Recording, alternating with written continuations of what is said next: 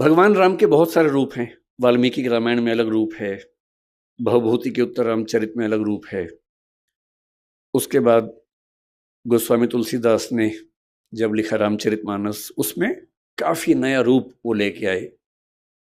और जो अवतारी राम थे वो मर्यादा पुरुषोत्तम राम बनकर हमारे सामने आए। और जिन राम को हम जानते हैं वो आमतौर पे गोस्वामी तुलसीदास ने जिस राम के चरित्र का निर्माण किया उनको हम ज्यादा जानते हैं। मैं हिंदी साहित्य का विद्यार्थी भी हूँ। हिंदी साहित्य में उसके बाद भी चीजें होती रही हैं।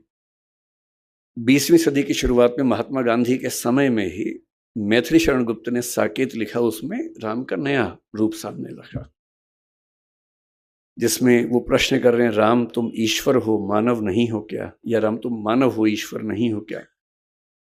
और वो कह रहे हैं कि हे राम, इस देश को मत भूलना, राम तुम्हें यह देश न भूले, धाम धरा धन जाए भले ही, यह अपना उद्देश्य न भूले। और भगवान राम राष्ट्रभक्त नायक के रूप में उभरते हैं साकेत नाम की रचना में 20वीं सदी की शुरुआत में।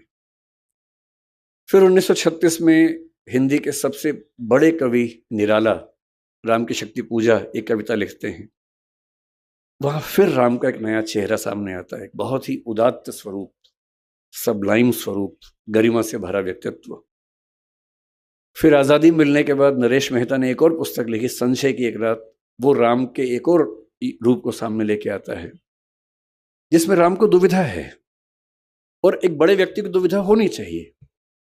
उनको दुविधा ये है कि सीता की मुक्ति तो मेरी निजी लड़ाई है, मेरी पत्नी का अपहरण हुआ तो लड़ना मेरा धर्म बनता है, लेकिन उस लड़ाई में मैं इस पूरे समाज को, पूरी सेना को झोंक दूं, ये उचित है या अनुचित है।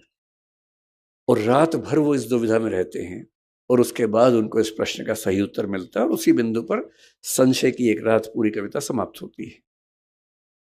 तो मुझे जो पूरी भारतीय परंपरा में एक सबसे महान आदर्श नजर आता है अलग अलग रूपों में, वो भगवान राम का है।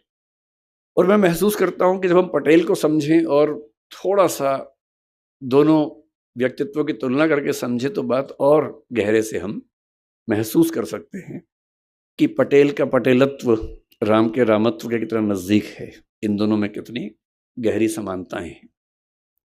एक प्रसंग से बात शुरू करते हैं, जिस प्रसंग पर लोग नाराज रहते हैं, पर मैं यह नाराजगी जाहिर करने नहीं आया हूं। मैंने आपसे पहले ही कहा कि मैं ना नेहरू जी के बारे में एक गलत वाक्य बोलूंगा, ना गांधी जी के बारे में बोलूंगा। और पटेल जी को महान होने के लिए इसकी जरूरत नहीं है कि हम किसी को नीचा करके दिखाएं, वो वैसे ही बहुत बड़े हैं, किसी को मैं छोटा क्यों करूं उसके लिए, है ना।